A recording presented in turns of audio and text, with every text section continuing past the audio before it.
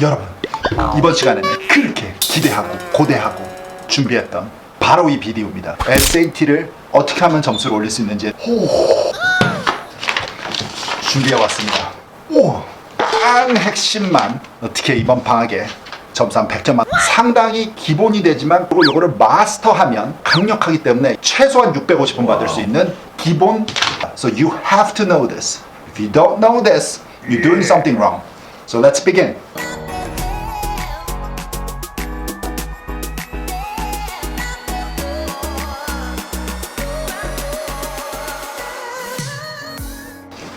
자, 오늘 시간에 세 가지를 얘기할 텐데요. 첫 번째는 SAT 패스지에 어떤 타입들이 있는지, 두 번째는 그냥 멀티플 초이스 문제를 풀 때 다 적용되는 거지만 리딩에서 멀티플 초이스를 제너럴리 어떻게 풀어야 되는 건지에 대한 설명을 할 거고요.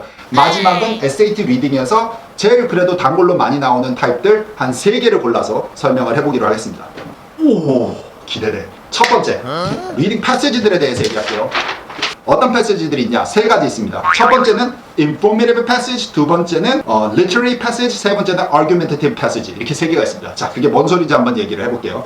첫 번째, informative passage라는 거는 뭐냐면 information을 전달하는 패스지입니다. 그러니까 이 패시지 스타일이다라고 딱 파악이 되면 무조건 여기에 쓰는 글들은 다 인포메이션을 전달하기 때문에 팩트들만 나열을 해놨을 겁니다. 그러니까는 다 사실이고 정확하고 이따가 문제에서 물으면 어디에 무슨 말이 어떻게 정리가 되어 있는지 팩트만 나열해서 찾으면 됩니다. 그래서 비교적 좀 쉬운 편의 패시지들이다라고 분류를 할 수 있고요. 자, 두 번째 literary passage는 아까 informative passage보다는 조금 어렵습니다. 왜냐면은 글을 쓴 작가의 의도가 상당히 퍼스널한 테이스트가 좀 들어가 있기 때문에 그래서 이모셔널 할 거고 그 다음에 exaggerated 돼 있을 수도 있고 그 다음에 상당히 퍼스널하고 subjective하고 이런 톤입니다. 그게 무슨 말이냐면 우울한 톤으로 부정적으로 썼을 수도 있고 상당히 긍정적인 톤으로 썼을 수도 있고 상당히 디테일하게 썼을 수도 있지만 상당히 브로드하게 썼을 수도 이렇게 사람의 스타일에 따라서 그래서 이 작가의 스타일을 빨리 파악을 하고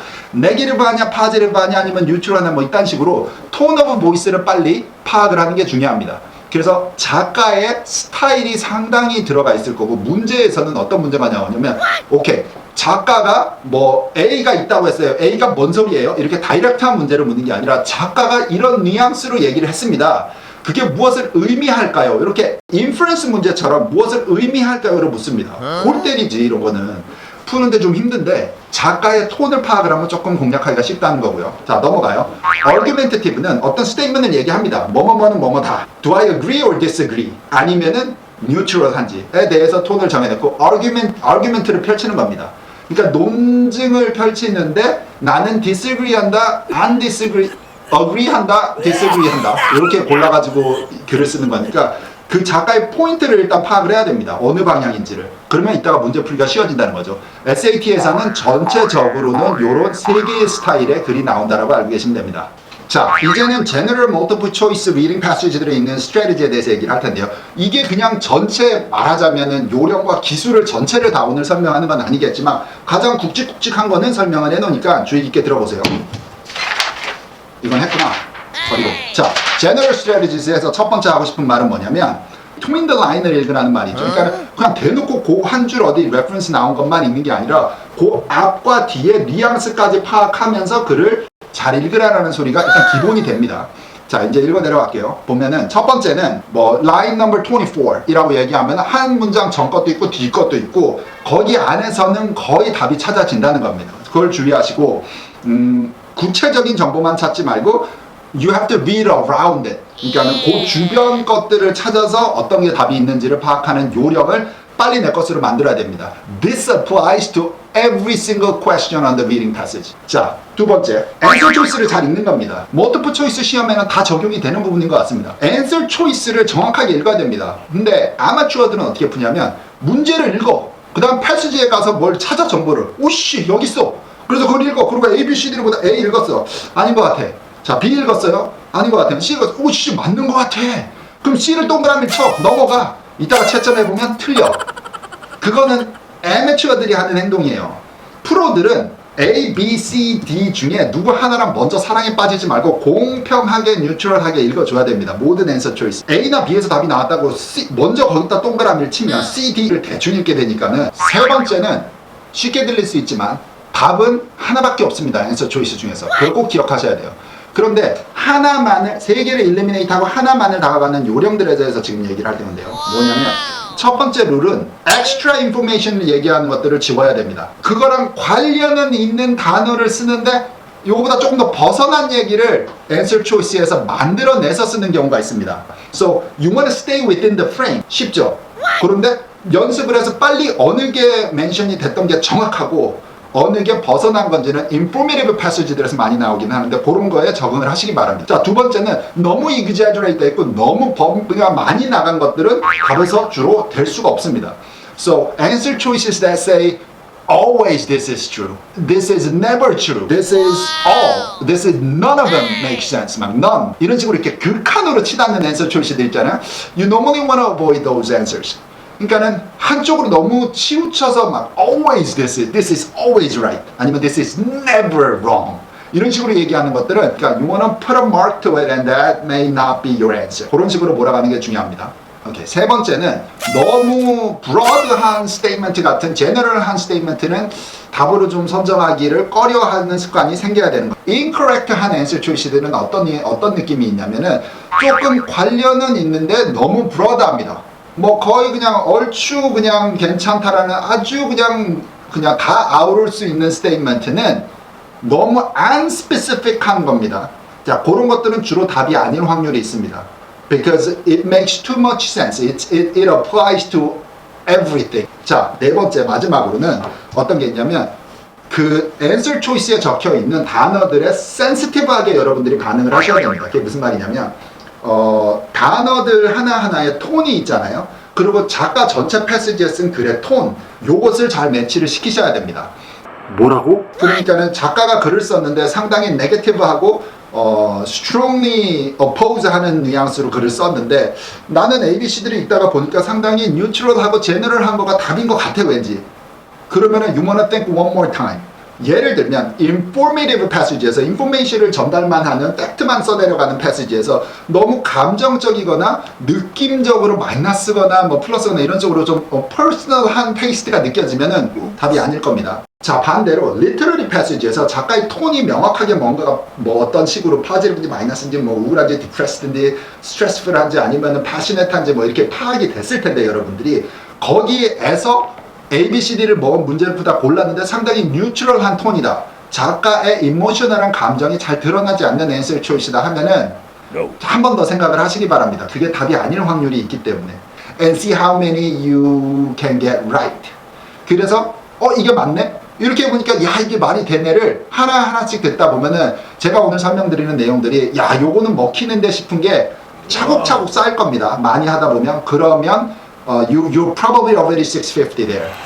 From there, it gets a little tougher, but there's a way to improve from 650 to 800. But for now, you want to get to 850 first.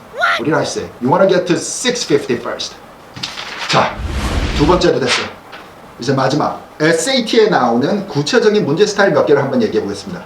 Question 스타일 중에 가장 obvious이한데 문제들이 어려운데 이 난이도를 확 내릴 수 있는 요령들이 몇 개 있습니다. 그래서 그냥 부딪히면 한 레벨 1에서 10이 제일 어려운데 한 7, 8 정도의 레벨인데 it comes every single time on the test and 7, 8 정도 되는 거를 확 내려서 한 3, 4 정도 레벨로 맞추는 것들을 지금부터 얘기해 볼게요. 자, 첫 번째는 main point, what's the passage about question입니다. 자, 이런 문제들은 룰 넘버 1은 위에 블러블만 입고 푼다. 둘째는 첫 번째 패러그래프는 첫 번째 문장과 마지막 문장만 보고 풀어본다.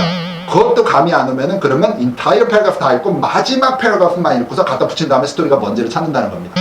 이게 시작부터 강하게 스테이트먼트를 얘기를 하고 you have to make your statement clear right from the beginning. 그러니까는 첫 번째 패러그래프가 그냥 이제부터 내가 뭔 소리를 할지를 그냥 다 까발리고 얘기를 한다는 소리예요. 그래서 그 첫 번째 패러그래프가 메인 그 제목, 뭐 주제 이런 거 찾는 거에 거의 뼈대는 거의 다 들어있다고 보시면 됩니다. 그걸 연습하시고 아니면은 그냥 다 읽고서 대충 무슨 얘기인 것 같아 하고 풀기에는 레벨이 여기거든. 그러니까는 첫 번째 라인, 마지막 라인 이런 것만 읽고 간단하게 문제를 푸는 연습을 해보시기 푸는 방법을 시작해 보시기 바랍니다. 말을 너무 많이 했더니 I think I'm getting dumber today. 요번에 문제 타입은 단어 이렇게 word definition이나 most likely means처럼 묻는 문제들에 대한 설명입니다. 어떤 라인을 밑줄을 치고 이 단어랑 제일 바꿔치기 할 수 있는 단어는 이 단어의 뜻은 이 문장에서 뜻은 뭘 얘기하나요? 아니면은 이 단어는 most likely means 하고서 이제 ABCD를 찾는 건데 이런 문제는 레벨이 여기인데 어떻게 내리냐면 일단 제일 많이 쓰이는 룰은 ABCD 나온 것 중에 두 놈이 비슷한 말을 하는 거면 100% 답이 아닙니다. 왜? SAT는 답이 하나니까. 근데 예를 들어서 얘는 entertain이다. 근데 두 번째 건 amuse다. entertain and amuse, they're synonyms. They're almost the same shit. 그러면 둘 다 답이 아니라는 거죠. 요거 두 개 중에서 고민하면 돼.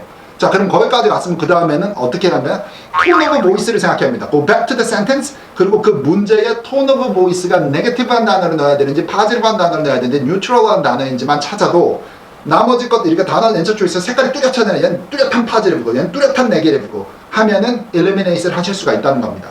자, 그리고 이런 문제를 풀 때는 요령이 또 뭐냐면 문장의 그 취지와 의도를 바꾸면 안 됩니다. 내가 이 선택한 단어를 집어넣는데 약간 달라졌는데 비슷한 것 같아 아직도. 요런 거 답이 아닙니다. 그러니까 전체 entire 문장의 뜻을 바꿔치기 하면 안 됩니다. 흔들지 않는 선에서 answer choice를 골라야 되니까 ABCD를 넣었을 때 앞 전의 문장과 뒤의 문장과 내가 지금 이 언더라인 되어 있는 문장의 흐름이 원래 있던 상태대로 흘러가는 단어를 골라야 된다는 겁니다. 야, 근데 아예 ABCD에 나오는 단어를 모르면 어떡해? 어느 정도 기본 단어는 공부하셔야 됩니다. 자, 그 다음에 학생들이 번거로워서 가장 싫어하는 문제 타입이 아래 나온 내용 중에 아닌 것은 뭔가요? So all of the answer choices are true, but except 이런 식으로 나오는 문제들이 학생들 어렵다고 생각을 하는데 사실은 문제의 퀄리티만 따지면은 이거는 레벨이 1 to 10이면 한 5, 6 정도까지밖에 안 갑니다. 근데 실제로 학생들이 문제를 풀고 결과를 보면 한 레벨 8, 9, 10 이 정도 레벨까지 가요. 많이 틀린다는 거예요. 왜냐하면 학생들이 이런 타입의 문제에 시간 투자를 하고 디테일을 정확하게 다 체크를 안 하기 때문입니다. 근데 ABCD answer choice에 나오는 것들에 하나씩 여기는 두 번째 paragraph, 여기는 세 번째 paragraph, 이런 식으로 디테일한 걸 잘 찾아서 여기서 말한 게 기억이 나 하고 하나씩 꼼꼼히 가가지고 워딩들을 매치를 시키고 맞는 말인지 아닌지 아니면 랜덤한 additional information을 unrelated 된 거를 얘기한 건지를 하나씩 정확하게 eliminate을 해나가다 보면 시간은 많이 들지만 되게 obvious한 것들을 물을 겁니다. 그래서 번거로운데 사실 끈기를 가지고 잘 꼼꼼히 읽으면서 찾는 습관을 들이면 이런 문제들은 사실 레벨이 중간 레벨입니다. 사실 그렇게 어렵지 않은 난이도로 공략을 할 수 있다는 거죠. 앞으로 얘기했던 요령들만 다시 여러분들이 다 잡아도 I promise you, you're gonna get 650 at least. 650부터는 750, 800 가는 거는 그때부터는 훨씬 기본 요령이 있기 때문에 그 다음에 뭐를 제가 설명을 해도 이해하기가 훨씬 빠를 겁니다. 자, 여기까지입니다. 요런 식으로 리딩 패시지는 재미가 있으면 사실 정신병자야. 병원 가야 됩니다. 자, 여러분 마지막으로 학원이나 여기서 공부하는 사람들도 마찬가지지만 문제를 풀고 틀린 문제를 리뷰를 하잖아요. 틀린 문제를 리뷰를 할 때에 성적 향상되는 요령이 또 있는데 틀린 문제를 리뷰를 할 때 그 문제에 내가 쓴 답은 뭐 쓰고 틀렸는지 아는데 맞는 답만 보면 그때는 they all make sense, right? 그러니까 맞는 답만 보고 아는 거였는데 실수야 이렇게 되면 안 됩니다. 그게 실수가 아니에요. 다시 문제 풀려고 해도 똑같이 여기로 가면 답이고 여기로 가면 틀린 답인데 이쪽으로 가게 된다니까. 틀린 답을 내가 왜 썼지 그때? 왜 이 맞는 답을 안 보고 나는 이게 확실히 틀리다고 생각을 했는지 거기서 점수가 팍팍팍팍 오르는 겁니다. 600이 630, 660, 690 막 이렇게 그래도 눈에 보이는 기간마다 팍팍 오르려면 틀린 문제를 상당히 가치 있게끔 잘 분석을 하셔야 됩니다. 맞은 문제는 어차피 또 봤자 맞을 거고 틀린 문제를 내가 얼마나 애널라이즈하고 거기에서 더 레슨을 갖고 오는지에 따라서 점수가 오르는 속도가 달라지실 겁니다. 오늘 비디오 너무 길어. 그런데 유익했었으면 좋겠고요. 이런 것들 I could do this every day. This is not a lot of work for me. This is fun for me. 공부하다가 고민거리 있으면은 코멘트에다 남겨주시고요. 다음 비디오가 궁금한 것들이 있으면은 리퀘스트 형식으로 아래다 쓰셔도 됩니다. 비디오 끝나기 전에 좋아요 한번 눌러주는 거 까먹지 말고요. 다음에 뵙겠습니다.